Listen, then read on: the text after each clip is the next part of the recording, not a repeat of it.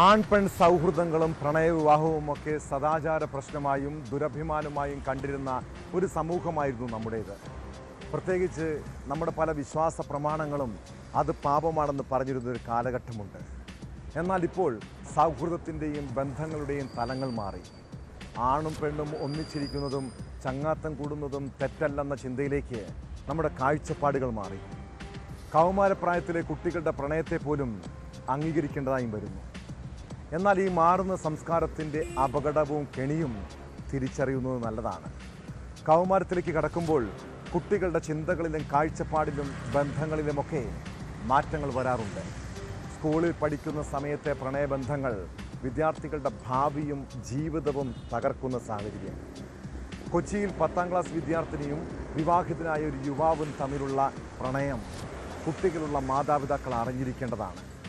പഠനത്തിൽ അവൾ പിന്നോട്ട് പോയതോടെ ഫോൺ പരിശോധിച്ചപ്പോഴാണ് ടാക്സി ഡ്രൈവറുമായുള്ള മകളുടെ ബന്ധത്തെക്കുറിച്ച് അച്ഛനും അമ്മയും മനസ്സിലാക്കുന്നത്. ആ കേസിൽ പിന്നീട് എന്താണ് സംഭവിച്ചത്? വിശദമായി പരിശോധിക്കുകയാണ് പോലീസ് പട്രോൾ. സ്വാഗതം.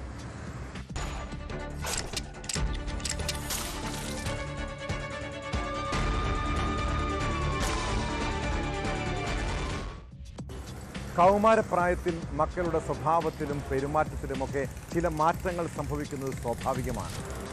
അവർ പഠനത്തിൽ അല്പം പിന്നോട്ട് പോയാലും അതിശയപ്പെടാനില്ല. ഇത് മാതാപിതാക്കൾ ശ്രദ്ധിക്കാതെ വരുമ്പോഴാണ് കുട്ടികൾ പല ചതിക്കുഴികളിലും വീഴുന്നത്. കൊച്ചി നഗരത്തിലുള്ള ഒരു സ്കൂളിലെ 10ാം ക്ലാസ് വിദ്യാർത്ഥിനി പഠനത്തിൽ പിന്നോക്കം പോയതോടെ മാതാപിതാക്കളും അധ്യാപകരും അവളെ നിരീക്ഷിക്കാൻ തുടങ്ങി. ഓൺലൈൻ പഠനത്തിനായി മകൾക്ക് വാങ്ങി നൽകിയ മൊബൈൽ ഫോൺ ഒരു ദിവസം പരിശോധിച്ച അച്ഛനും അമ്മയും അത് കണ്ട് ഞെട്ടി. 15-കാരിയും വിവാഹിതനായ ഒരു യുവാവും തമ്മിൽ പ്രണയം. ചാറ്റുകൾ പരിശോധിച്ചതോടെ ടാക്സി ഡ്രൈവറായ കാമുകനൊപ്പം അവൾ പലപ്പോഴും ചുറ്റിക്കറങ്ങാൻ പോകുന്നുവെന്നും മനസ്സിലായി. ഇതോടെ കുടുംബം പോലീസിൽ പരാതി നൽകി. കേസിൽ വയനാട് ചീരാൽ സ്വദേശി നൌഷാദിനെ പോലീസ് അറസ്റ്റ് ചെയ്തു. ഇത്തരം പ്രണയച്ചതികൾ ഓരോ കുടുംബങ്ങളും കുട്ടികളും അറിഞ്ഞിരിക്കേണ്ടതാണ്.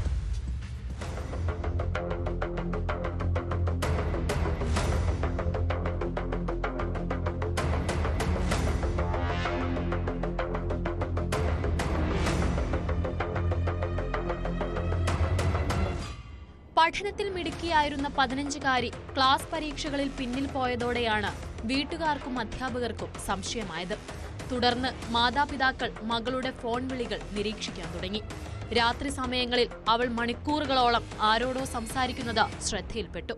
സ്കൂളിൽ പോകുന്ന സമയവും പെൺകുട്ടി ബാഗിൽ ഒളിപ്പിച്ച് ഫോൺ കൊണ്ടുപോകും. ഒരു ദിവസം മകൾ അറിയാതെ അവളുടെ മൊബൈൽ ഫോണും കോൾ ലിസ്റ്റും പരിശോധിച്ച അച്ഛനും അമ്മയും ചാറ്റുകൾ കണ്ട് ഞെട്ടി. കാമുകനുമായി സെക്സ് ചാറ്റുകൾ പതിവ്. പല കോളുകളും പാതിരാത്രി വരെയും നീളും. അങ്ങനെ മകളെ ചോദ്യം ചെയ്തപ്പോൾ ഒരാളുമായി പ്രണയമാണെന്ന് അവൾ പറഞ്ഞു. കാമുകനെ കുറിച്ച് തിരക്കിയതോടെ അയാൾ ഓൺലൈൻ ടാക്സി ഡ്രൈവറാണെന്ന് വ്യക്തമായി. ഇതോടെ രക്ഷിതാക്കൾ പോലീസിൽ വിവരമറിയിച്ചു. പെൺകുട്ടിയുടെ മൊഴിയെടുത്ത പോലീസ് കാമുകനെ ചോദ്യം ചെയ്യാൻ വിളിപ്പിച്ചു. വിവാഹിതനും ഒരു കുട്ടിയുടെ അച്ഛനുമായ യുവാവാണ് കാമുകൻ. കേസിൽ വയനാട് ചീരാൽ സ്വദേശി നൌഷാദിനെ പോലീസ് അറസ്റ്റ് ചെയ്തു.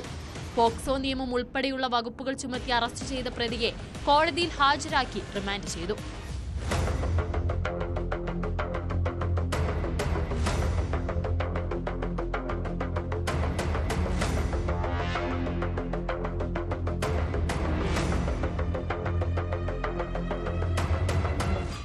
ഫോൺ വിളിച്ച് ആരും അറിയാതെ വരാൻ പറഞ്ഞ ശേഷം 15-കാരിയെ പലപ്പോഴും ഇയാൾ കാറിൽ കയറ്റി കൊണ്ടുപോകാറുണ്ടായിരുന്നുവെന്ന് അന്വേഷണത്തിൽ വ്യക്തമായി. പെൺകുട്ടിയുടെ ഫോണിലേക്ക് ഇയാൾ എല്ലാ ദിവസവും വിളിച്ചിരുന്നതായി കോൾ ലിസ്റ്റ് പരിശോധിച്ചതിൽ നിന്ന് പോലീസിന് വ്യക്തമായി. ഓൺലൈൻ ടാക്സി ഡ്രൈവറും വിദ്യാർത്ഥിനിയും തമ്മിലുള്ള സെക്സ് ചാറ്റ് ഉൾപ്പെടെ ഫോണിൽ നിന്ന് കണ്ടെത്തി. കൂട്ടുകാരുടെ വീട്ടിലേക്കെന്ന് പറഞ്ഞും പെൺകുട്ടി പലപ്പോഴും ഇയാൾക്കൊപ്പം കാറിൽ പോയിരുന്നുവെന്ന് വ്യക്തമായിട്ടുണ്ട്. നന്നായി പഠിച്ചിരുന്ന മകൾ പതിവിലും കൂടുതൽ മൊബൈലിൽ സമയം ചെലവഴിക്കുന്നത് ശ്രദ്ധയിൽപ്പെട്ടതോടെയാണ് മാതാപിതാക്കൾക്ക് അപകടം മണത്തത്. ഇയാൾ കൂടുതൽ പേരെ സമാനമായ രീതിയിൽ പ്രണയക്കെണിയിൽ പെടുത്തിയിട്ടുണ്ടോ എന്നും പോലീസ് പരിശോധിക്കുന്നുണ്ട്.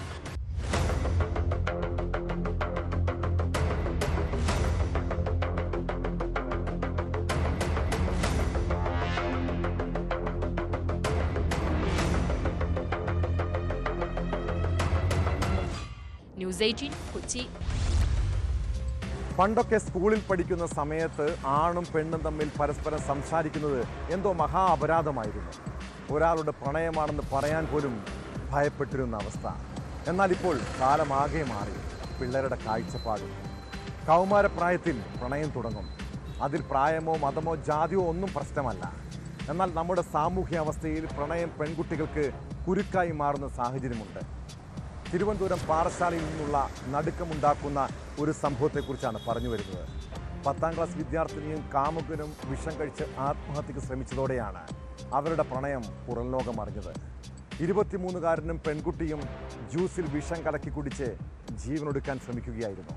ഇരുവരും ഗുരുതരാവസ്ഥയിൽ ആശുപത്രിയിൽ ചികിത്സയിലാണ്. സംഭവത്തിൽ കേസെടുത്ത പോലീസ് അന്വേഷണം തുടങ്ങിയിട്ടുണ്ട്.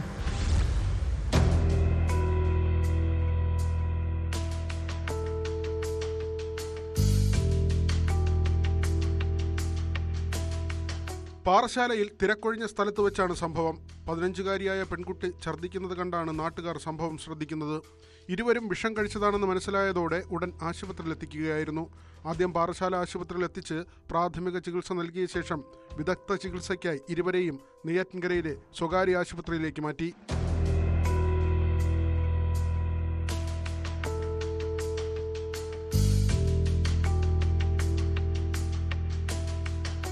പോലീസ് സ്ഥലത്തെത്തി വിവരങ്ങൾ ശേഖരിച്ചു. ഇരുവരും പ്ലാമൂട്ടുക്കട സ്വദേശികളാണ്. 23-കാരനും പെൺകുട്ടിയും ഇവിടെ സംസാരിച്ച് നിൽക്കുകയായിരുന്നു. യുവാവാണ് ആദ്യം വിഷം കലക്കിയ ജ്യൂസ് കുടിച്ചത്. ഇത് കണ്ട പെൺകുട്ടിയും വിഷം കഴിക്കുകയായിരുന്നുവെന്നാണ് വിവരം. ഇരുവരുടെയും നില ഗുരുതരമായി തുടരുകയാണ്. ആത്മഹത്യാശ്രമത്തിനുള്ള കാരണം വ്യക്തമല്ല. സംഭവത്തിൽ കൂടുതൽ അന്വേഷണം നടത്തിവരുന്നതായി പോലീസ് പറഞ്ഞു.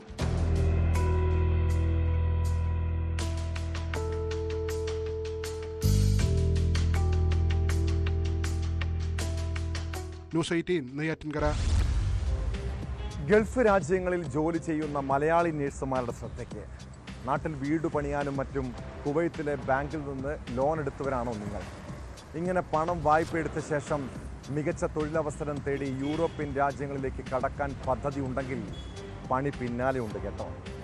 ഗൾഫിൽ ജോലി ചെയ്യുന്നതിനിടെ കുവൈത്തിലെ അൽ അഖ്ലി ബാങ്കിൽ നിന്ന് വായ്പ എടുത്ത് തിരിച്ചടയ്ക്കുന്നതിൽ വീഴ്ച വരുത്തിയ 13 മലയാളി നഴ്സുമാർക്കെതിരെ കേസ്. കുവൈത്ത് ബാങ്ക് അധികൃതർ നൽകിയ പരാതിയിൽ സംസ്ഥാന പോലീസാണ് നടപടി സ്വീകരിച്ചിരിക്കുന്നത്. ക്രൈംബ്രാഞ്ച് അന്വേഷിക്കുന്ന കേസിൽ പ്രതികൾക്കെതിരെ ലുക്കൌട്ട് നോട്ടീസ് ഇറക്കിയിട്ടുണ്ടെന്നും കേരളത്തിലേക്ക് തിരിച്ചു വന്നാൽ അറസ്റ്റ് ചെയ്യാനുമാണ് നീക്കം.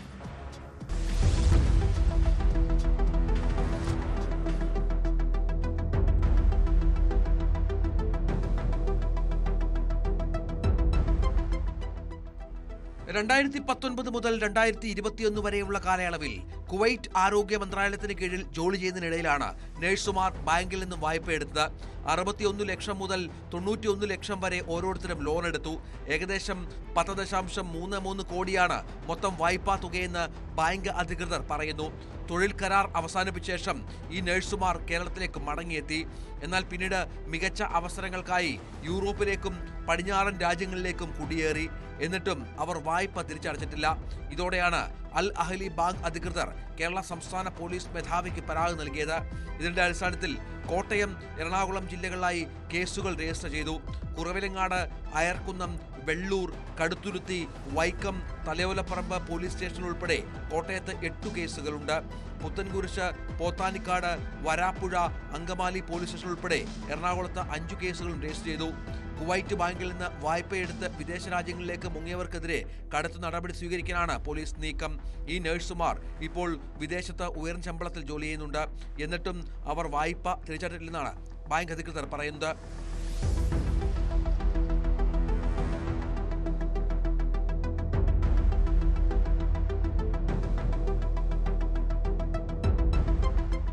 വായ്പ തിരിച്ചടയ്ക്കാത്തവർ ആദ്യം ചെറിയ വായ്പകളെടുത്ത് കൃത്യമായി തിരിച്ചടയ്ക്കുന്ന രീതിയാണ് സ്വീകരിച്ചിരുന്നത്. അതിനുശേഷം ബാങ്ക് അവർക്ക് വലിയ തുക വാഗ്ദാനം ചെയ്യുന്നു. തുടക്കത്തിൽ കുറച്ച് തവണകളായി പണമടച്ച ശേഷം വായ്പാ തുക തിരിച്ചടയ്ക്കാതെ ഇവർ രാജ്യം വിടും. നേരത്തെ മറ്റൊരു ധനകാര്യ സ്ഥാപനമായ ഗൾഫ് ബാങ്ക് കേരള പോലീസിനെ സമീപിച്ചിരുന്നു. തുടർന്ന് 2024 ഡിസംബറിൽ 10 കേസുകൾ രജിസ്റ്റർ ചെയ്തിരുന്നു. ഗൾഫ് ബാങ്കിന്റെ കേസുകളിൽ ഒരാൾ നേരത്തെ വായ്പ തീർപ്പാക്കിയിരുന്നു. മറ്റുള്ളവർ മുൻകൂർ ജാമ്യത്തിനായി കേരള ഹൈക്കോടതി സമീപിച്ചെങ്കിലും അത് തള്ളിയിരുന്നു.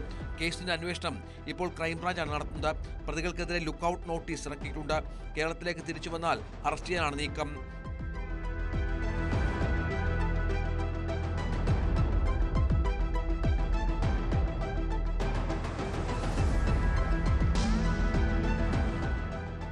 ന്യൂസ് 18 കൊച്ചി. ഭൂട്ടാനിൽ നിന്ന് നികുതി വെട്ടിച്ച് ഇന്ത്യയിൽ കാർ എത്തിച്ച് വിൽപ്പന നടത്തിയ കേസിന്റെ സൂത്രധാരൻ ആരാണ്? കള്ളപ്പണ ഇടപാടുകളായിരുന്നോ കാർ തട്ടിപ്പിന് പിന്നിൽ? ഓപ്പറേഷൻ നുങ്കൂറിന്റെ ഭാഗമായി കസ്റ്റംസ് നടത്തിയ പരിശോധനയിൽ നിർണായകമായ ചില വിവരങ്ങൾ ലഭിച്ചിട്ടുണ്ട്. കേരളത്തിലെ വിവിധയിടങ്ങളിൽ നിന്ന് പിടിച്ചെടുത്ത വാഹനങ്ങളുടെ ഉടമകളിൽ പലരെയും കസ്റ്റംസ് ചോദ്യം ചെയ്തു. കഴിഞ്ഞ ദിവസം ഗ്യാരേജിൽ നിന്ന് പിടിച്ചെടുത്ത ആഡംബര കാറിന്റെ ഉടമ മൂവാറ്റുപുഴ സ്വദേശി മാഹിൻ അൻസാരിയെ ചോദ്യം ചെയ്ത് വിട്ടയച്ചു. അതിനിടെ പിടിച്ചെടുത്ത വാഹനം വിട്ടുകിട്ടണമെന്നാവശ്യപ്പെട്ട് നടൻ ദുൽഖർ സൽമാൻ ഹൈക്കോടതിയിൽ ഹർജി നൽകി. താൻ നിയമപരമായാണ് വാഹനം വാങ്ങിയതെന്നും രേഖകൾ പരിശോധിക്കാതെയാണ് കസ്റ്റംസ് വാഹനം പിടിച്ചെടുത്തതെന്നും ഹർജിയിൽ ആരോപിക്കുന്നു.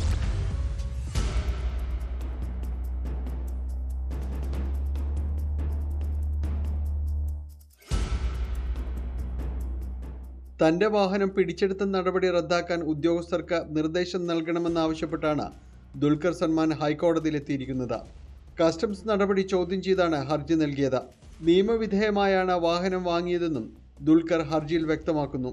താൻ നിയമപരമായി തന്നെയാണ് എല്ലാ ഇടപാടുകളും നടത്തിയിരിക്കുന്നതെന്നും ഹാജരാക്കിയ രേഖകളൊന്നും പരിശോധിക്കാതെ തീർത്തും നിയമവിരുദ്ധമായിട്ടാണ് തനിക്കെതിരെയുള്ള നടപടിയെന്നും ദുൽഖർ പറയുന്നു. ഓപ്പറേഷൻ നുങ്കൂറുമായി ബന്ധപ്പെട്ട ദുൽഖറിന്റെ 4 വാഹനങ്ങളാണ് സംശയനിഴലിലുള്ളത്. 2 ലാൻഡ് റോവറുകളുടെയും 2 നിസാൻ വാഹനങ്ങളുടെയും വിവരങ്ങളാണ് കസ്റ്റംസ് ആവശ്യപ്പെട്ടിരിക്കുന്നത്. അതിലൊരു കാർ ഇപ്പോൾ കസ്റ്റംസിന്റെ കസ്റ്റഡിയിലാണ്. അടുത്ത ദിവസം ദുൽഖറിനെ ചോദ്യം ചെയ്യാൻ വിളിപ്പിക്കാനുള്ള തീരുമാനത്തിലായിരുന്നു കസ്റ്റംസ്. വാഹനം സംബന്ധിച്ച എല്ലാ രേഖകളും ഹാജരാക്കാൻ തയ്യാറാണെന്ന് ദുൽഖർ നേരത്തെ വ്യക്തമാക്കിയിരുന്നു. ദുൽഖറിന്റെ ഹർജിയിൽ കസ്റ്റംസിനോട് ഹൈക്കോടതി വിശദീകരണം തേടിയിട്ടുണ്ട്. ഹർജി ചൊവ്വാഴ്ച വീണ്ടും പരിഗണിക്കും. നടന്മാരായ പൃഥ്വിരാജിന്റെയും അമിത് ചക്കാലക്കലിന്റെയും വാഹനങ്ങളും കസ്റ്റംസ് പിടിച്ചെടുത്തിരുന്നു. ഇവയുടെ വിശദാംശങ്ങൾ ഹാജരാക്കാൻ ആവശ്യപ്പെട്ടതിനെ തുടർന്ന് അമിത് കഴിഞ്ഞ ദിവസം കസ്റ്റംസിന് മുന്നിൽ ഹാജരായിരുന്നു. കഴിഞ്ഞ ദിവസം ഗ്യാരേജിൽ നിന്ന് പിടിച്ചെടുത്ത ലാൻഡ് ക്രൂയിസറിന്റെ ഉടമ മൂവാറ്റുപുഴ സ്വദേശി മാഹിൻ അൻസാരിയെ ചോദ്യം ചെയ്ത് വിട്ടയച്ചു. താൻ കബളിപ്പിക്കപ്പെട്ടതാണെന്നും വ്യാജരേഖകൾ താൻ നൽകിയിട്ടില്ലെന്നും ഇയാൾ പറഞ്ഞു.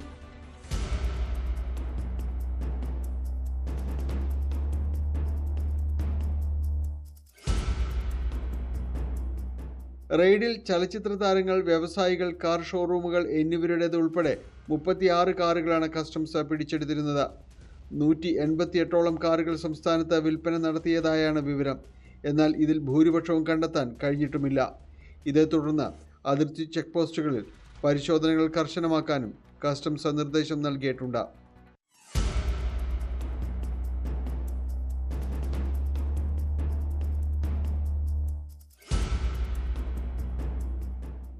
ന്യൂസ് 18 കൊച്ചി.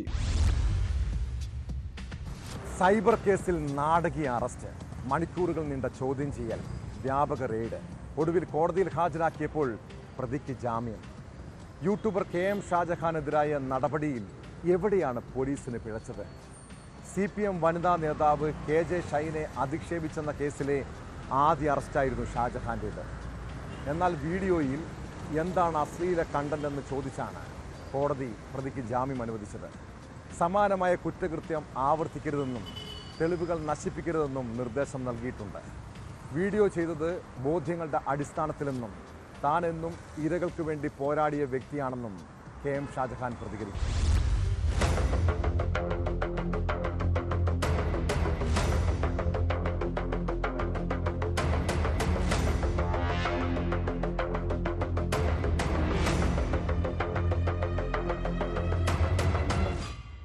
ഷാജഹാനെ അറസ്റ്റ് ചെയ്ത പോലീസ് നടപടിയിൽ എറണാകുളം CJM കോടതി സംശയങ്ങൾ ഉന്നയിച്ചു. ചെങ്ങമനാട് SIക്ക് ആരാണ് ഷാജഹാനെ അറസ്റ്റ് ചെയ്യാൻ അധികാരം നൽകിയതെന്ന് ചോദിച്ച കോടതി റിമാൻഡ് റിപ്പോർട്ടിൽ ലൈംഗിക ചുവയുള്ള എന്തെങ്കിലും വാക്കുകൾ ഉണ്ടോ എന്ന് കാണിച്ചു തരാൻ ആവശ്യപ്പെട്ടു. ആവലാതിക്കാരിക്ക് പുറത്തു പറയാൻ പോലും പറ്റാത്ത രീതിയിൽ നിരന്തരമായി വാർത്ത കൊടുത്തുവെന്ന് പബ്ലിക് പ്രോസിക്യൂട്ടർ വാദിച്ചു. തുടർച്ചയായി കുറ്റകൃത്യങ്ങൾ ഷാജഹാൻ ആവർത്തിക്കുകയാണെന്നും കസ്റ്റഡിയിൽ ചോദ്യം ചെയ്യണമെന്നും പ്രോസിക്യൂട്ടർ ആവശ്യപ്പെട്ടു. കേസിനാസ്പദമായ വീഡിയോയിൽ എന്താണ് അശ്ലീല കണ്ടന്റെന്നും കോടതി ചോദിച്ചു. സമാനമായ കുറ്റകൃത്യം ആവർത്തിക്കരുതെന്നും തെളിവുകൾ നശിപ്പിക്കരുതെന്നും നിർദ്ദേശം നൽകിയ കോടതി KM ഷാജഹാന് ജാമ്യം നൽകി. താനെന്നും ഇരകൾക്കു വേണ്ടി പോരാടിയ ആളാണെന്നും ഷാജഹാൻ പ്രതികരിച്ചു. സ്ത്രീത്വത്തെ അപമാനിച്ചു എന്ന വാദം ഒരിടത്തും നിലനിൽക്കില്ലെന്ന് തെളിഞ്ഞു കഴിഞ്ഞു. വീഡിയോ ചെയ്തത് ബോധ്യങ്ങളുടെ അടിസ്ഥാനത്തിലാണ്. ഒരു സംഭവം പൊതുമണ്ഡലത്തിൽ അവതരിപ്പിക്കുക മാത്രമാണ് ചെയ്തതെന്നും ഷാജഹാൻ. അത് എന്നെ സംബന്ധിച്ചിടത്തോളം ഞാൻ ഒരു തെറ്റും ഒരു കുറ്റവും ഞാൻ ചെയ്തിട്ടില്ല. ഞാൻ കഴിഞ്ഞ 10-25 വർഷക്കാലമായി കേരളത്തിലെ പൊതുരംഗത്ത് പ്രവർത്തിക്കുന്ന ഒരാളാണ്. ഈ ലൈംഗികാരോപണ കേസുകളിലും സ്ത്രീപീഡനവുമായി ബന്ധപ്പെട്ടുള്ള കേസുകളിലെല്ലാം തന്നെ നിരന്തരമായി ഇരകൾക്ക് വേണ്ടി വിട്ടുവീഴ്ചയില്ലാത്ത പോരാട്ടം നടത്തുന്ന ഒരു പൊതുപ്രവർത്തകനും സാമൂഹ്യ പ്രവർത്തകനുമാണ് ഞാൻ. ഇരകൾക്ക് വേണ്ടി പോരാടിക്കൊണ്ടിരിക്കുന്ന ഒരാളാണ് ഞാൻ. ഇരയ്ക്ക് അനുകൂലമായിട്ട് അർത്ഥശങ്കക്കിടയില്ലാത്ത വിധം നിലപാടെടുത്ത ഒരു പൊതുപ്രവർത്തകനും സാമൂഹ്യ പ്രവർത്തകനുമാണ് ഞാൻ. അതുകൊണ്ട് തന്നെ എനിക്കെതിരെ ഈ സ്ത്രീത്വത്തെ ആക്ഷേപിച്ചു എന്ന് പറയുന്ന ഒരു വാദം ഒരിടത്തും നിലനിൽക്കില്ല. ഷാജഹാന്റെ അറസ്റ്റിനെ തുടർന്ന് കേരള പോലീസിനെ അഭിനന്ദിച്ച് KJ ഷൈൻ രംഗത്തെത്തിയിരുന്നു. ഗൂഢാലോചനയുണ്ടോ എന്ന് അന്വേഷണത്തിൽ വ്യക്തമാകുമെന്നും KJ ഷൈൻ പറഞ്ഞു. ഒരു ജനാധിപത്യ രാജ്യം എന്നുള്ള നിലയ്ക്ക് ഭരണകൂടം ഉറപ്പു തന്ന തടസ്സങ്ങൾ നീക്കാനുള്ള എല്ലാ സഹായങ്ങളും ഉപയോഗിക്കാൻ കഴിഞ്ഞു. അതിന് കേരള പോലീസിനോട് ഒരു ബിഗ് സല്യൂട്ട്. പരാതി കൊടുക്കുന്നത് പരാതിക്ക് കാരണമായ സംഭവങ്ങൾ തുടർന്നും ഉണ്ടാകുന്നു. നിയമവ്യവസ്ഥയെ വെല്ലുവിളിക്കാൻ ശ്രമിക്കുന്നു. KJ ഷൈൻ ആദ്യം നൽകിയ പരാതിയിൽ KM ഷാജഹാനെ 6 മണിക്കൂറോളം ചോദ്യം ചെയ്ത് വിട്ടയച്ചിരുന്നു. എന്നാൽ KJ ഷൈന്റെ പേര് എടുത്തു പറഞ്ഞ് അധിക്ഷേപകരമായ വീഡിയോകൾ വീണ്ടും പോസ്റ്റ് ചെയ്തതോടെ നൽകിയ പരാതിയിലായിരുന്നു അറസ്റ്റ്. KM ഷാജഹാന്റെ വീട്ടിൽ വീണ്ടും പോലീസ് റെയ്ഡ് നടത്തി. എറണാകുളം സൈബർ ക്രൈം പോലീസാണ് ആക്കുളത്തെ വീട്ടിൽ റെയ്ഡ് നടത്തിയത്. ഷാജഹാന്റെ മകന്റെ ലാപ്ടോപ്പും മൊബൈൽ ഫോണും കസ്റ്റഡിയിലെടുത്തു. മൊഴിയും രേഖപ്പെടുത്തി. KJ ഷൈനും വൈപ്പിൻ MLAയും നൽകിയ സൈബർ ആക്രമണ പരാതിയിൽ 1-ാം പ്രതി CK ഗോപാലകൃഷ്ണന്റെ മുൻകൂർ ജാമ്യം കോടതി ശനിയാഴ്ച പരിഗണിക്കും. 3-ാം പ്രതി കൊണ്ടോട്ടി അബു എന്ന യാസർ എടപ്പാളിനോട് ചോദ്യം ചെയ്യലിന് ഹാജരാകാൻ ആവശ്യപ്പെട്ടുവെങ്കിലും ഹാജരായില്ല.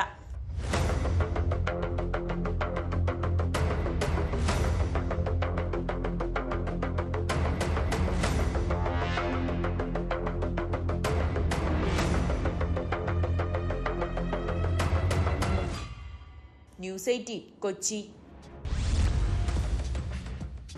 2012 മെയ് 13 ചേർത്തല സ്വദേശിനി ഐഷയെ അവസാനമായി കണ്ട ദിവസമാണ്. പള്ളിപ്പുറത്തെ സെബാസ്റ്റ്യനെ കാണാനായി ഇറങ്ങിയ ഐഷയ്ക്ക് പിന്നീട് എന്തായിരിക്കും സംഭവിച്ചത്? ജയിലമ്മ ബിന്ദു പത്മനാഭൻ കൊലക്കേസുകൾക്ക് പിന്നാലെ ഐഷ കേസിലും ചുരുളഴിയുകയാണ്. ഐഷ തിരോധാന കേസിൽ സീരിയൽ കില്ലർ സെബാസ്റ്റ്യനെയും സുഹൃത്ത് റോസമ്മയെയും കേന്ദ്രീകരിച്ച് കൂടുതൽ അന്വേഷണത്തിലൊരുങ്ങുകയാണ് പോലീസ്. ഐഷയ്ക്ക് എന്ത് സംഭവിച്ചുവെന്ന് റോസമ്മയ്ക്ക് കൃത്യമായി അറിയാമെന്ന് ചേർത്തല പോലീസ് ഉറപ്പിക്കുന്നു. റോസമ്മയുടെ വീട്ടിൽ സെബാസ്റ്റ്യൻ വരുന്ന കാലയളവിലുണ്ടായിരുന്ന ജൂലി എന്ന സ്ത്രീ എവിടെയെന്ന അന്വേഷണവും പോലീസ് ആരംഭിച്ചു.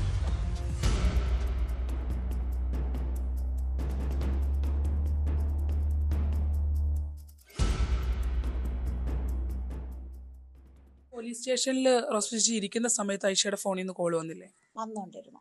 അന്നേരം ഞാൻ അത് സംബന്ധിച്ച് പോലീസുകാരോട് സംസാരിച്ചില്ലേ? അന്നേരം പറഞ്ഞു ഇതേ ഐഷയുടെ കോളാന്ന് പറഞ്ഞ് എടുത്ത് കാണിച്ചു. അവർ നോക്കുകയും ചെയ്തു. അവരെന്നാ ചെയ്തു? ചേർത്തല പോലീസ് സ്റ്റേഷനായിരുന്നു. അതെ.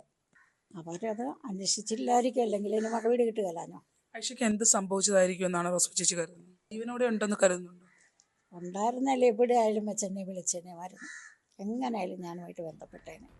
കാണാതായ 2012 മെയ് 13 ഐഷ പോയത് അടുത്തിടെ മൃതദേഹാവശിഷ്ടങ്ങൾ കണ്ടെത്തിയ ചേർത്തല പള്ളിപ്പുറത്തെ സെബാസ്റ്റ്യന്റെ വീട്ടിലേക്കാണെന്നാണ് അന്വേഷണ സംഘത്തിന്റെ നിഗമനം. വാങ്ങാൻ ഉദ്ദേശിച്ച ഭൂമിയുടെ രജിസ്ട്രേഷൻ നടക്കാനിരിക്കെ സെബാസ്റ്റ്യന് നൽകിയ പണം തിരികെ വാങ്ങാനാണ് ഐഷ പള്ളിപ്പുറത്തെ വീട്ടിൽ എത്തിയതെന്ന് സെബാസ്റ്റ്യന്റെ മുൻ പെൺസുഹൃത്തായ റോസമ്മ ന്യൂസ് 18നോട് വെളിപ്പെടുത്തിയിരുന്നു. എന്നാൽ റോസമ്മ സെബാസ്റ്റ്യനെ പറ്റിയുള്ള പല കാര്യങ്ങളും മറച്ചുവെക്കുന്നുണ്ടെന്നാണ് പോലീസിന്റെ നിഗമനം. ആദ്യമായിട്ട് ഞാൻ ഈ സെബാസ്റ്റ്യനെ കാണുന്നത് അയാൾ അവരുടെ വീടിൻ്റെ അരപ്രൈസ്, ഞാൻ മുമ്പ് പറഞ്ഞില്ലേ, അരപ്രൈസിൽ ഇരിക്കുന്നതാണ്. അപ്പോൾ അവിടെ JCB കൊണ്ടുവന്ന് അവരുടെ പുരയിടത്തിൽ പിന്നെ വേരൊക്കെ തെങ്ങിൻ്റെയും മരത്തിൻ്റെയൊക്കെ വേര് മാന്തിക്കുന്നുണ്ട്. അങ്ങനെ ആരും ചെയ്യാത്ത കാരണം ഇവർ സ്ഥലത്തില്ലാഞ്ഞുകൊണ്ട് ഞാൻ ചോദിച്ച് നോക്കാൻ പോയതാണ് അയൽവാസി എന്ന നിലയിൽ. അന്നേരം അയാൾ ചോദിച്ചു എന്നോട് എന്താ നോക്കുന്നതെന്ന്. ഞാൻ പറഞ്ഞില്ല ഇത് ആരാ അതൊന്ന് എന്താണ് ആരാണെന്ന് അറിയാനാണെന്ന് പറഞ്ഞു. അത് ഞാൻ എന്നെ ഏൽപ്പിച്ചിട്ട് പോയതാണെന്ന് പറഞ്ഞു. എന്നിട്ട് എന്നെ അങ്ങോട്ട് വിളിച്ച് വരാം. ഞാൻ പറഞ്ഞു അങ്ങോട്ട് വരേണ്ട കാര്യം എനിക്കില്ല, എനിക്ക് വേറെ ജോലിയാണെന്ന് പറഞ്ഞു. ഞാൻ ഇനി പോരുകയും ചെയ്തു. അങ്ങനെയാണ് ആ മനുഷ്യനെ ആദ്യമായിട്ട് കാണുന്നത്. ഐഷയും റോസമ്മയും സെബാസ്റ്റ്യനും ഒന്നിച്ചുണ്ടായിരുന്ന കാലയളവിൽ റോസമ്മയ്ക്കൊപ്പം വീട്ടിലുണ്ടായിരുന്ന ആളാണ് ജൂലി. ബന്ധുവെന്നാണ് റോസമ്മ ജൂലിയെ പരിചയപ്പെടുത്തുന്നത്. പിന്നീട് ആ വീട്ടിൽ നിന്ന് അപ്രത്യക്ഷയായ ജൂലിയും മകനും ഇപ്പോൾ എവിടെയെന്ന് ആർക്കും അറിയില്ല. ജൂലിക്ക് റോസമ്മയുടെയും സെബാസ്റ്റ്യന്റെയും ഇടപാടുകളെക്കുറിച്ച് വ്യക്തമായ ധാരണ ഉണ്ടാകാൻ സാധ്യതയുണ്ടെന്നാണ് അന്വേഷണ സംഘം സംശയിക്കുന്നത്. മറ്റാരെങ്കിലും ജൂലിയെ അപായപ്പെടുത്തിയോ എന്ന സംശയം അയൽവാസിയായ നൌഷാദ് ന്യൂസ് 18ലൂടെ ഉന്നയിച്ചിരുന്നു. റോസമ്മ പറയുന്ന ഒരു 100-90% കാര്യങ്ങളും വാസ്തവവിരുദ്ധമായിട്ടുള്ള കാര്യങ്ങളാണ് റോസമ്മ പറയാറുള്ളത്. റോസമ്മ ആദ്യമേ സെബാസ്റ്റ്യനെ അറിയില്ല എന്ന് പറഞ്ഞു, അത് വരാറില്ല എന്ന് പറഞ്ഞു. ഐഷയാണ് ഈ സെബാസ്റ്റ്യനെ റോസമ്മക്ക് പരിചയപ്പെടുത്തി കൊടുത്തെന്ന് പറഞ്ഞു. ഈ ഐഷാനെ കാണാതായതിനു ശേഷം റോസമ്മ ആദ്യം പറയുന്നത് പോലെ ആദ്യത്തെ 2-3 ദിവസമൊന്നും അന്വേഷണമൊന്നും ഇല്ലായിരുന്നു. ആങ്ങളയുടെ വീട്ടിലാണ് ഐഷ താമസിച്ചുകൊണ്ടിരുന്നത് കുറച്ചു കാലം. ആ ഇടക്കാലം കൊണ്ട് അവരുടെ ഫാമിലിയിൽ ചെറിയ എന്തോ ഒരു പ്രശ്നങ്ങളുണ്ടായിരുന്നു.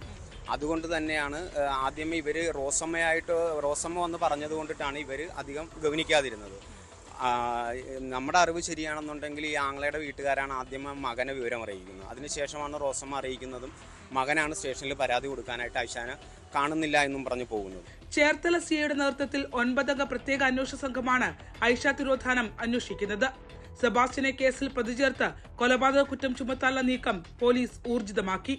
ബിന്ദു കേസിൽ കസ്റ്റഡിയിലുള്ള സെബാസ്റ്റ്യനിൽ നിന്നും ഐഷ കേസിലെ വിശദാംശങ്ങളും പോലീസ് തേടുന്നുണ്ട്. ശരണ്യ സ്നേഹജൻ, ന്യൂസ് 18, ആലപ്പുഴ. കൊല്ലം പുനലൂരിലെ റബ്ബർ തോട്ടത്തിൽ കത്തിക്കരിഞ്ഞ നിലയിൽ മൃതദേഹം കണ്ടെത്തിയ കേസിൽ ഇരുട്ടിൽ തപ്പുകയാണ് പോലീസ്. കൊല്ലപ്പെട്ടത് സ്ത്രീയോ പുരുഷനോ എന്നതിൽ ഇപ്പോഴും വ്യക്തതയില്ല. ഇടതുകാലിന് സ്വാധീനമില്ലാത്ത ആളാണ് കൊല ചെയ്യപ്പെട്ടതെന്ന് പോലീസ് പറയുമ്പോഴും ആളെ കണ്ടെത്താൻ സാധിക്കാത്തത് അന്വേഷണത്തിന് വെല്ലുവിളിയാണ്. മരിച്ചത് ആരെന്ന് കണ്ടെത്തിയാലേ കൊലയാളി സംഘത്തിലേക്ക് അന്വേഷണം എത്താൻ കഴിയും. അതിനിടെ തമിഴ്നാട് പോലീസിൽ നിന്നും അന്വേഷണ സംഘം വിവരങ്ങൾ ശേഖരിക്കുന്നുണ്ട്. സമീപ പ്രദേശങ്ങളിലെ CCTV ഉൾപ്പെടെ പരിശോധിക്കാനും നീക്കം തുടങ്ങി.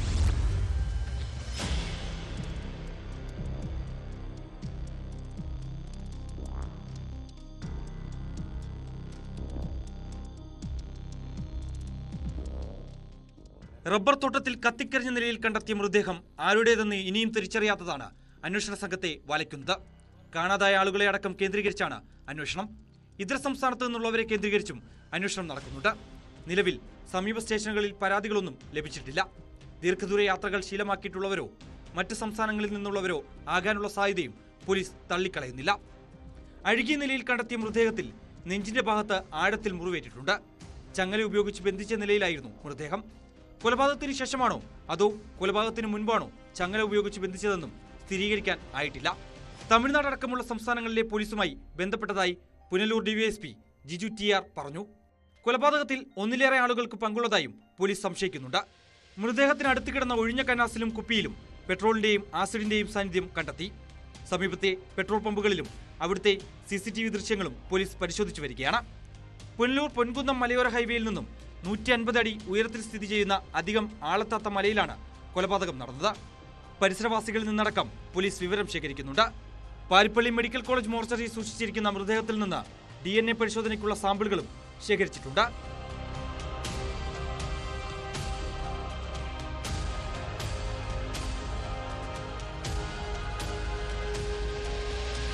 ന്യൂസ് 18 പുനലൂർ.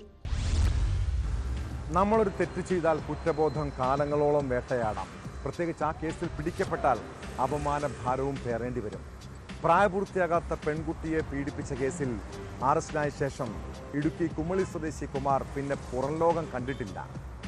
പോക്സോ കേസായതിനാൽ സ്വന്തം വീട്ടുകാർ പോലും തിരിഞ്ഞു നോക്കിയില്ല. അങ്ങനെ കുറ്റബോധം വേട്ടയാടിയത് കാരണമാണോ എന്നറിയില്ല. കുമാർ പീരുമേട് സബ് ജയിലിൽ വെച്ച് ജീവനൊടുക്കി. ജയിലിലെ ശുചിമുറിയിൽ തൂങ്ങി മരിച്ച നിലയിലാണ് പ്രതിയെ കണ്ടെത്തിയത്. മരിക്കുന്നതിന് ദിവസങ്ങൾക്ക് മുൻപ് അയാൾ പ്രേതങ്ങളെക്കുറിച്ചും മരണത്തെക്കുറിച്ചും സഹതടവുകാരോട് സംസാരിച്ചിരുന്നു.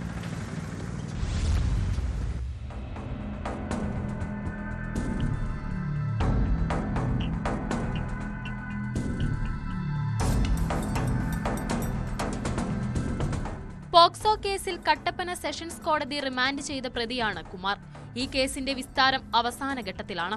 കേസിൽ വിധി വരാനിരിക്കെയാണ് കുമാറിനെ തൂങ്ങി മരിച്ച നിലയിൽ കണ്ടെത്തിയത്. 2024 ഡിസംബറിൽ പ്രായപൂർത്തിയാകാത്ത പെൺകുട്ടിയെ ലൈംഗികമായി പീഡിപ്പിച്ചു എന്ന പരാതിയിലാണ് കുമാറിനെ കുമളി പോലീസ് കസ്റ്റഡിയിലെടുത്തത്. കഴിഞ്ഞ കുറേ ദിവസങ്ങളായി കുമാറിന്റെ പെരുമാറ്റത്തിൽ അസ്വാഭാവികത ഉണ്ടായിരുന്നുവെന്ന് ജയിൽ ജീവനക്കാർ പറയുന്നു. സഹതടവുകാരോട് പ്രേതങ്ങളെക്കുറിച്ചും മരണത്തെക്കുറിച്ചും ഇയാൾ സംസാരിച്ചിരുന്നുവെന്നാണ് പറയപ്പെടുന്നത്. വസ്ത്രം കഴുകാൻ ഡ്യൂട്ടി ഓഫീസറോട് അനുവാദം വാങ്ങി ശുചിമുറിയിലേക്ക് പോയ കുമാർ തിരിച്ചുവരാത്തതിനെ തുടർന്ന് നടത്തിയ അന്വേഷണത്തിലാണ് ശുചിമുറിയിൽ തൂങ്ങി നിൽക്കുന്നതായി കണ്ടത്. ജയിൽ ജീവനക്കാർ ഉടൻ പീരുമേട് താലൂക്ക് ആശുപത്രിയിൽ എത്തിച്ചുവെങ്കിലും മരണം സംഭവിച്ചിരുന്നു.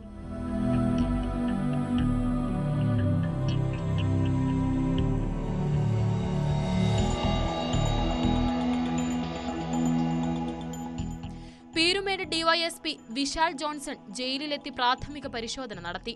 കുമാറിന്റെ മൃതദേഹം പീരുമേട് താലൂക്ക് ആശുപത്രിയിൽ വിശദമായ പരിശോധനകൾക്കായി സൂക്ഷിച്ചിരിക്കുകയാണ്. ഉന്നത പോലീസ് ഉദ്യോഗസ്ഥരുടെ മേൽനോട്ടത്തിലുള്ള പരിശോധനകൾക്ക് ശേഷം മൃതദേഹം ഇടുക്കി മെഡിക്കൽ കോളേജിലെത്തിച്ച് പോസ്റ്റ്മോർട്ടം നടത്തും.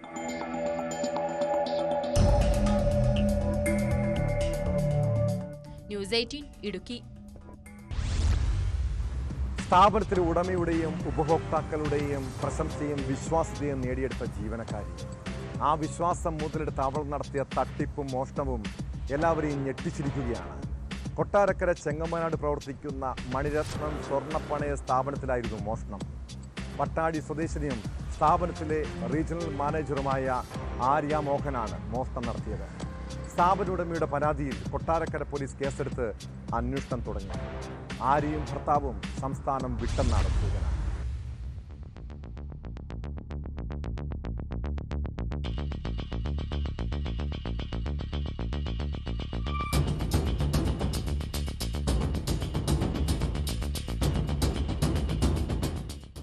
ഒൻപത് മാസമായി ആര്യ സ്വർണ്ണപ്പണയ സ്ഥാപനമായ മണിരത്നത്തിൽ ജോലി ചെയ്തു വരികയായിരുന്നു. 19-ന് സ്ഥാപനത്തിൽ നടത്തിയ ഓഡിറ്റിംഗിൽ 263 ഗ്രാം പണയ സ്വർണം ലോക്കറിൽ നിന്നും നഷ്ടമായതായി കണ്ടെത്തി. സ്ഥാപനോടമ CCTV പരിശോധിച്ചപ്പോൾ ആര്യ മോഹൻ സ്വർണം അപഹരിക്കുന്ന ദൃശ്യങ്ങൾ ലഭിച്ചു. ചോദ്യം ചെയ്തപ്പോൾ യുവതി കുറ്റം സമ്മതിക്കുകയും ചെയ്തു.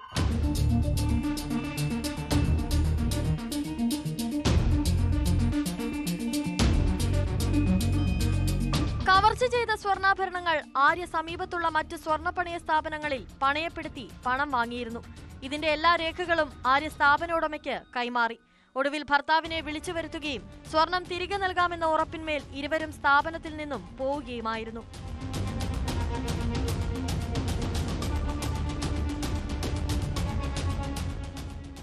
തുടർന്നുള്ള 2 ദിവസം സ്ഥാപനത്തിലെത്താതെയായ ആര്യയെ തിരക്കി ഇവരുടെ വീട്ടിലെത്തിയ മണിരത്നത്തിലെ ജീവനക്കാർ ശരിക്കും ഞെട്ടി. ആര്യ ആഡംബര ജീവിതം നയിച്ചു വരികയായിരുന്നുവെന്നും കാറുകൾ രൊക്കം പണത്തിന് വാങ്ങിയതായും ഇവർ മനസ്സിലാക്കി. ഉടൻ തന്നെ സ്ഥാപനം ആര്യക്കെതിരെ കൊട്ടാരക്കര പോലീസിൽ പരാതി നൽകുകയായിരുന്നു. 26 ലക്ഷം രൂപ വരുന്ന 263 ഗ്രാം സ്വർണ്ണാഭരണങ്ങളാണ് ആര്യമോഹൻ കവർന്നത്. ലോക്കറിൽ 22 കവറുകളിലാക്കി സൂക്ഷിച്ചിരുന്ന സ്വർണ്ണാഭരണങ്ങൾ കവർച്ച ചെയ്യുന്ന ദൃശ്യങ്ങൾ പോലീസ് ശേഖരിച്ചു. ഒളിവിൽ കഴിയുന്ന ആര്യയ്ക്കും ഭർത്താവിനുമെതിരെ പോലീസ് അന്വേഷണം ഊർജിതമാക്കിയിട്ടുണ്ട്.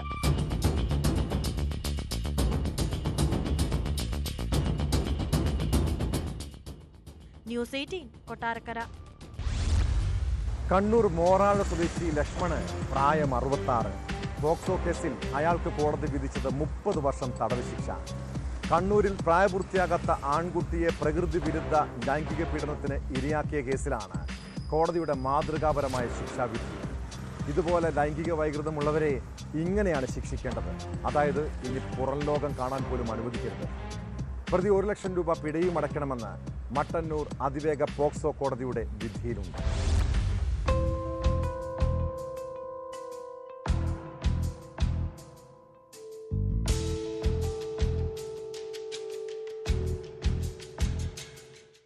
കണ്ണൂർ ടൗൺ പോലീസ് സ്റ്റേഷൻ പരിധിയിലെ പ്രായപൂർത്തിയാകാത്ത ആൺകുട്ടിയെയാണ് സെക്യൂരിറ്റി ജീവനക്കാരനായ പ്രതി ഭീഷണിപ്പെടുത്തിയും പ്രലോഭിപ്പിച്ചും ലൈംഗികമായി ഉപദ്രവിച്ചത്.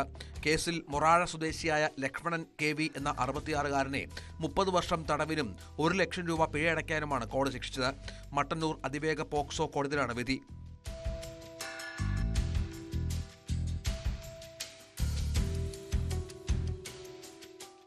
സംഭവവുമായി ബന്ധപ്പെട്ട് ആദ്യം Valapattanam police inspector Shine KP ആണ് കേസെടുത്തത്.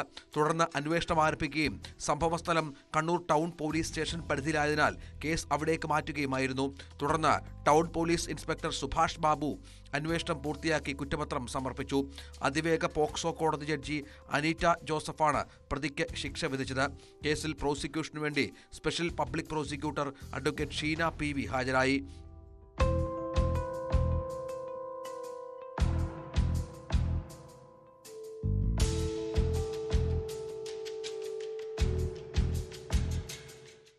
ന്യൂസ് 18 കണ്ണൂർ. 2015 രാഷ്ട്രീയ കേരളത്തിലേറെ കോളിളക്കം സൃഷ്ടിച്ച സംഭവമായിരുന്നു CPM പ്രവർത്തകൻ ഒണിയൻ പ്രേമനെ വെട്ടിക്കൊന്ന കേസ്. രാഷ്ട്രീയ വൈരാഗ്യത്തെ തുടർന്ന് 10ഓളം RSS BJP പ്രവർത്തകർ ചേർന്ന് നടത്തിയ കൊലപാതകമായിരുന്നു അത്. ആ കേസിൽ 10 വർഷത്തിന് ശേഷം പ്രതികൾ കുറ്റക്കാരല്ലെന്ന് കോടതിയുടെ കണ്ടെത്തൽ. അതോടെ കേസിലെ മുഴുവൻ പ്രതികളെയും തലശ്ശേരി പ്രിൻസിപ്പൽ സെഷൻസ് കോടതി വെറുതെ വിട്ടു. പ്രതികൾക്ക് കൊലപാതകവുമായി നേരിട്ട് ബന്ധമുണ്ടെന്ന് തെളിയിക്കാൻ പ്രോസിക്യൂഷന് സാധിച്ചില്ലെന്ന് ചൂണ്ടിക്കാട്ടിയാണ് കോടതിയുടെ നടപടി.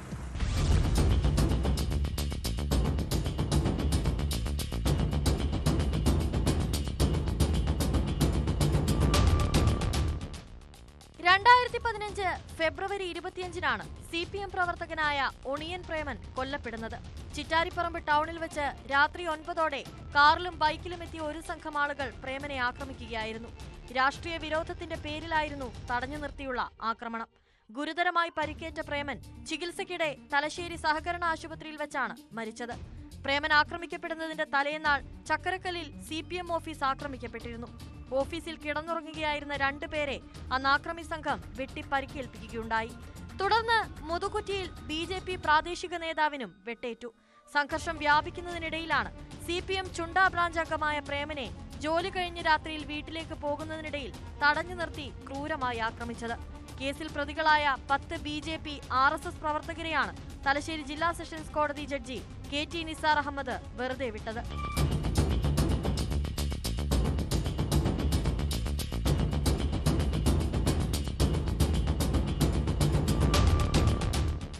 കണ്ണവത്തെ CM സജീഷ്, പുറക്കളത്തെ KV ശ്യാമപ്രസാദ്, കോളയാട്ടെ T പ്രജീഷ്, ഓട്ടോറിക്ഷ ഡ്രൈവർ കണ്ണവത്തെ നിഷാന്ത്, പണിയോടൻ വീട്ടിൽ P ലിജീൻ, വിനീഷ് ഭവനിൽ മണപ്പാട്ടി വിനീഷ്, കളരിക്കൽ വീട്ടിൽ C രജീഷ്, കണ്ണവം തൈക്കണ്ടി വീട്ടിൽ N നിജിൽ, പാറേമൽ വീട്ടിൽ മഞ്ചേ രമേഷ്, രഞ്ജിത്ത് നിവാസിൽ CV രഞ്ജിത്ത് എന്നിവരായിരുന്നു കേസിലെ പ്രതികൾ. 2ാം പ്രതിയായ K ശ്യാമപ്രസാദ് പിന്നീട് കൊല്ലപ്പെട്ടിരുന്നു. പ്രതികൾക്കെതിരെ തെളിവുകൾ ഹാജരാക്കാൻ പ്രോസിക്യൂഷന് സാധിച്ചില്ലെന്ന് കോടതി വിലയിരുത്തി.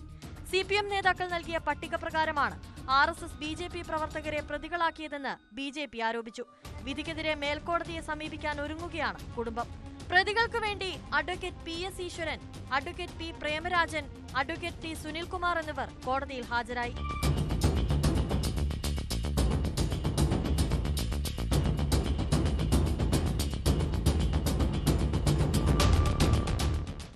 ന്യൂസ് 18 കണ്ണൂർ. കുട്ടികളെ അകാരണമായി മർദ്ദിക്കുന്ന ചില അധ്യാപകരെ കുറിച്ച് കേൾക്കാറില്ലേ? ഒരു പ്രത്യേകതരം മാനസികാവസ്ഥയുള്ളവരാണ് കുഞ്ഞുങ്ങളെ ഉപദ്രവിക്കുന്നത്. തിരുവനന്തപുരം മൊട്ടമൂട് 2.5 വയസ്സുള്ള പിഞ്ചു കുഞ്ഞിനെ മർദ്ദിച്ച അംഗനവാടി ടീച്ചറുടെ ക്രൂരത നമ്മൾ കണ്ടതാണ്. കേസിൽ പുഷ്പകല എന്ന അധ്യാപികയ്ക്കെതിരെ പോലീസ് കേസെടുത്തു. CWCയുടെ നിർദ്ദേശത്തെ തുടർന്ന് പോലീസ് ആശുപത്രിയിലെത്തി കുഞ്ഞിൻ്റെ മാതാവിൻ്റെ മൊഴിയെടുത്ത ശേഷമാണ് കേസെടുത്തത്. സംഭവം പുറത്തു വന്നതോടെ അധ്യാപികയെ സസ്പെൻഡ് ചെയ്തു.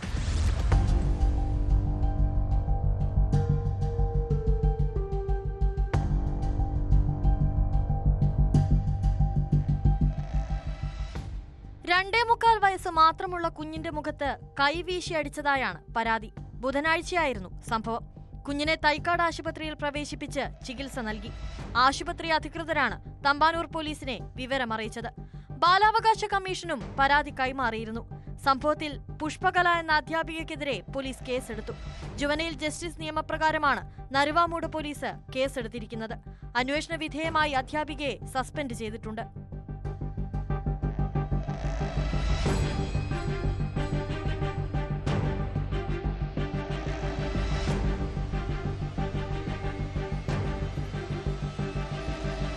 വൈകിട്ട് കുഞ്ഞിനെ കുളിപ്പിക്കുമ്പോഴാണ് മുഖത്തടിയേറ്റ തരത്തിലുള്ള പാടുകൾ അമ്മ കണ്ടത്. 3 വിരൽപ്പാടുകളാണ് കുഞ്ഞിന്റെ മുഖത്തുണ്ടായിരുന്നത്. ബന്ധുക്കൾ നടത്തിയ അന്വേഷണത്തിലാണ് അധ്യാപിക മർദ്ദിച്ചതായി കണ്ടെത്തിയത്. അതേസമയം കുട്ടിയെ അടിച്ചിട്ടില്ലെന്ന നിലപാടിൽ ഉറച്ചു നിൽക്കുകയാണ് അധ്യാപിക.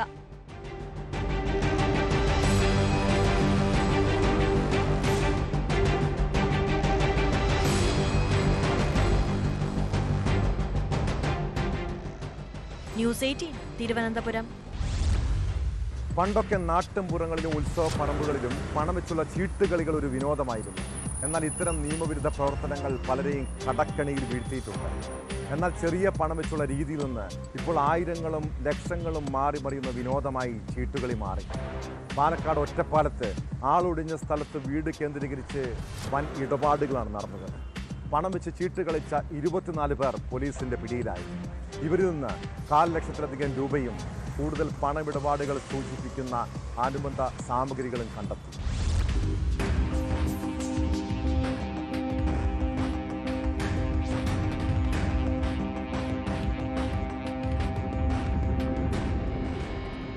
കഴിഞ്ഞ ദിവസം രാത്രി ഒറ്റപ്പാലം പോലീസിന്റെ നേതൃത്വത്തിലായിരുന്നു കണ്ണിയംപുറം വള്ളുവനാട് ഹൗസിംഗ് കോംപ്ലക്സിലെ ആളൊഴിഞ്ഞ സ്ഥലത്തെ വീട് കേന്ദ്രീകരിച്ച് പരിശോധന നടത്തിയത്. ഒറ്റപ്പാലം, വാണിയംകുളം, പനയൂർ, ഓങ്ങല്ലൂർ, വാടാനംകുറിശി, ചെറുതുരുത്തി, കുളപ്പുള്ളി, സൗത്ത് പനമണ്ണ സ്വദേശികളാണ് പോലീസിന്റെ പിടിയിലായത്. വീട്ടുടമ ഉൾപ്പെടെ 24 പേർക്കെതിരെയാണ് കേസെടുത്തിട്ടുള്ളത്. ഇവരിൽ നിന്ന് 4 ലക്ഷത്തിലധികം രൂപയും കൂടുതൽ പണമിടപാടുകൾ സൂചിപ്പിക്കുന്ന ടോക്കണുകളും കോയിനുകളും കണ്ടെത്തി.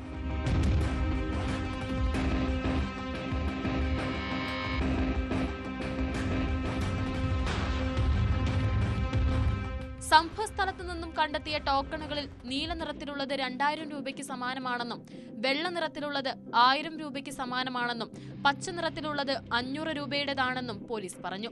പന്തയം കഴിഞ്ഞ ശേഷം ഗൂഗിൾ പേ വഴിയോ മറ്റെന്തെങ്കിലും UPI സംവിധാനങ്ങൾ വഴിയോ പണം കൈമാറുകയാണ് ഇവരുടെ രീതി. സംഭവസ്ഥലത്തു നിന്നും 6ഓളം കാറുകളും പോലീസ് കസ്റ്റഡിയിലെടുത്തു.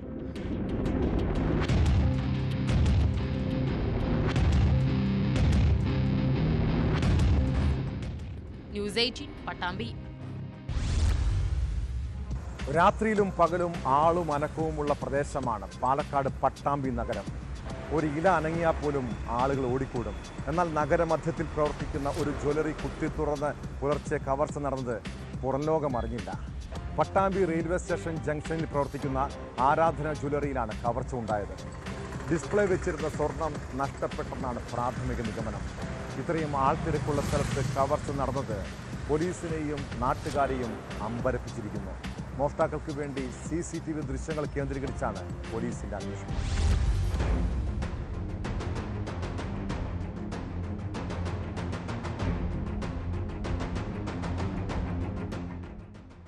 റെയിൽവേ സ്റ്റേഷൻ ജംഗ്ഷനിൽ പ്രവർത്തിക്കുന്ന ആരാധന ജ്വല്ലറിയിലാണ് പുലർച്ചെയോടെ മോഷണം നടന്നത്.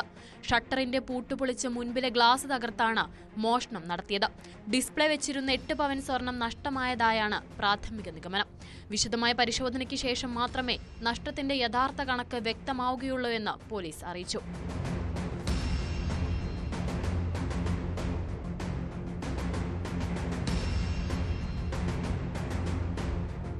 പട്ടാമ്പി തെക്കുമുറി സ്വദേശി ഉണ്ണികൃഷ്ണന്റേതാണ് സ്ഥാപനം.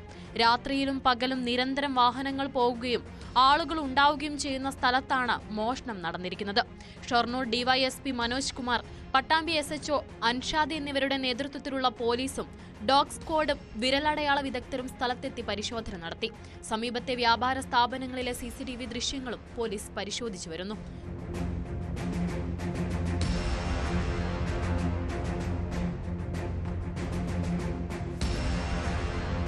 ന്യൂസ് 18 പട്ടാമ്പി.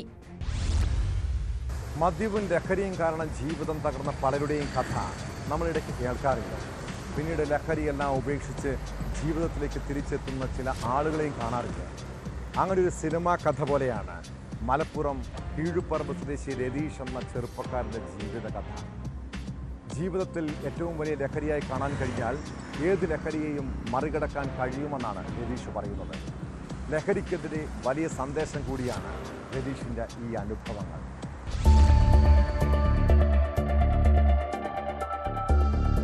മദ്യപാനം എന്ന് പറഞ്ഞാൽ ഒരു 3-4 കാറ്റഗറിയിലുള്ള മദ്യപരുണ്ട്. അതിൽ ഏറ്റവും അവസാനത്തെ ഒരു ഘട്ടത്തിലുള്ള ഒരു മദ്യപാനിയായിരുന്നു ഞാൻ. മദ്യം ഞാൻ കഴിക്കില്ല, മദ്യം എന്നെ കഴിക്കുന്ന ഒരു അവസ്ഥയിലായിരുന്നു ഉണ്ടായിരുന്നത്. മദ്യം രതീഷിന്റെ ജീവിതത്തിൽ നിന്ന് കവർന്നത് ഏറെയുണ്ട്. 24-ാം വയസ്സിൽ ഉള്ളം കൈയിൽ കിട്ടിയ പോലീസ് ജോലി, സുഖമായി ജീവിക്കാനുള്ള ശമ്പളം കിട്ടിയിരുന്ന ഖത്തറിലെ ജോലി, ചെറുതെങ്കിലും ജീവിക്കാൻ കഴിയുമായിരുന്ന നാട്ടിലെ ബിസിനസ്.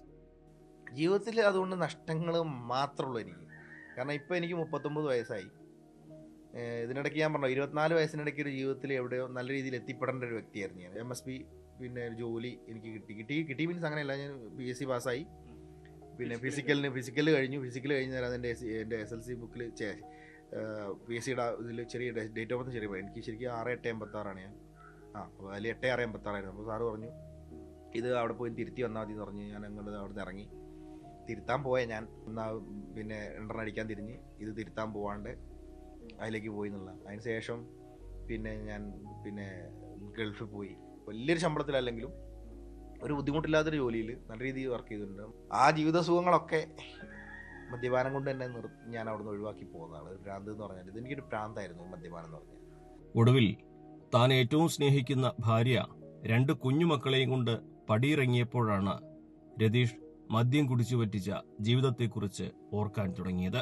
മോനെ ഒറ്റ നോട്ടം കണ്ട് ഞാൻ സന്തോഷിക്കണമല്ലോ. ഈ സന്തോഷം വരുമ്പോഴും സങ്കടം വരുമ്പോഴാണ് മദ്യപിക്കുക ശരിക്കും പറയാം. നമ്മൾ ഓരോ കാരണങ്ങൾ കണ്ടെത്തും മദ്യപിക്കാണ്ട്. അപ്പം അന്ന് ഞാൻ ഇതുപോലെ മോനെ കണ്ടു. ജസ്റ്റ് ബാറിലേക്കാണ് അന്ന് ഈ കൊറോണ സംബന്ധിച്ചായത്. ബാറിലേക്ക് പോയിട്ട് ബാറിൽ നിന്ന് കഴിക്കാൻ പറ്റില്ല, സാധനം കിട്ടും 2 3 ഫുള്ളോ ഞാൻ മേടിച്ചിട്ട് അതെൻ്റെ അവസാനത്തെ വാങ്ങലതായിരുന്നു. മകനും മദ്യത്തെ ഉപേക്ഷിച്ച രതീഷിന്റെ പുതിയ ജീവിതത്തിനും ഒരേ പ്രായമാണ്. ജീവിതത്തിൽ എന്നെല്ലാം നഷ്ടപ്പെട്ടു.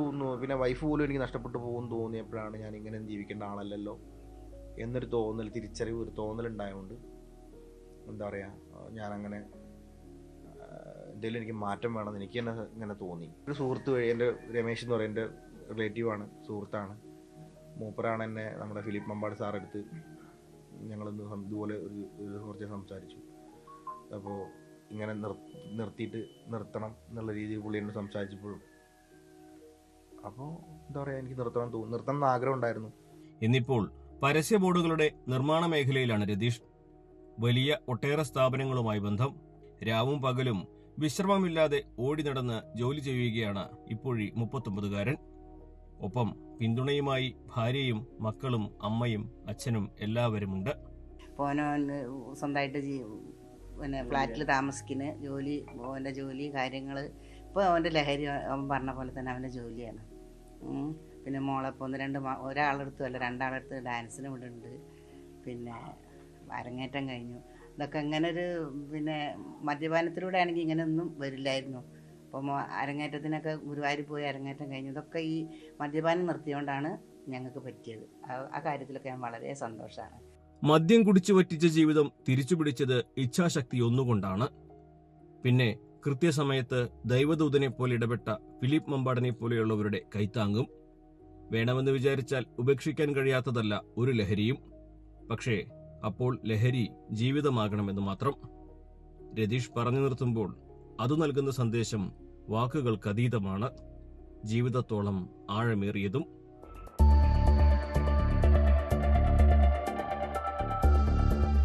അഖിലോട്ടുപാറയ്ക്കൊപ്പം CB അനുമോദ്, ന്യൂസ് 18.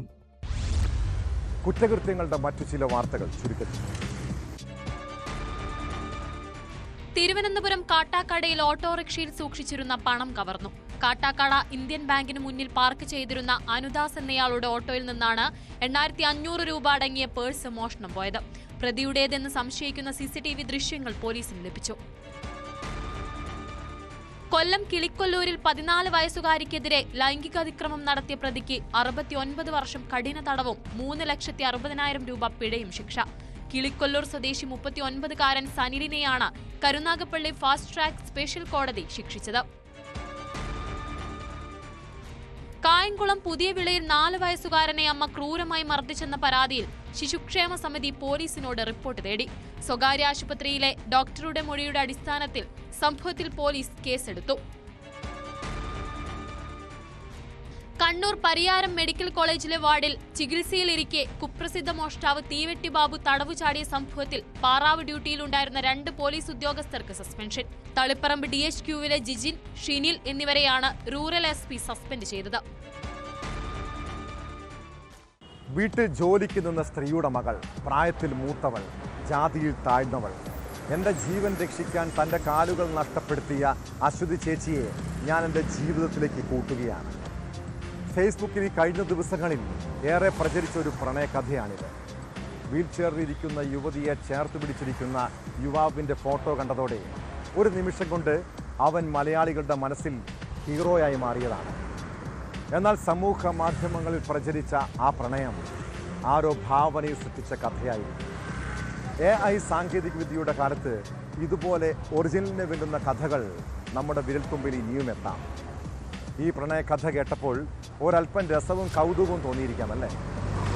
ഇതാരെയും അധിക്ഷേപിക്കുന്ന പോസ്റ്റ് അല്ലാത്തതിനാൽ നിയമ നടപടികളൊന്നും ഉണ്ടാകില്ല എന്നു കരുതി കണ്ടതെല്ലാം ഷെയർ ചെയ്യുന്നവരും പ്രചരിപ്പിക്കുന്നവരും അതിലെ അപകടക്കെണി കൂടി തിരിച്ചറിഞ്ഞാൽ കൊള്ളാം. ഇതോടെ പോലീസ് പെട്രോൾ പൂർണ്ണമാകുന്നു. നമസ്കാരം.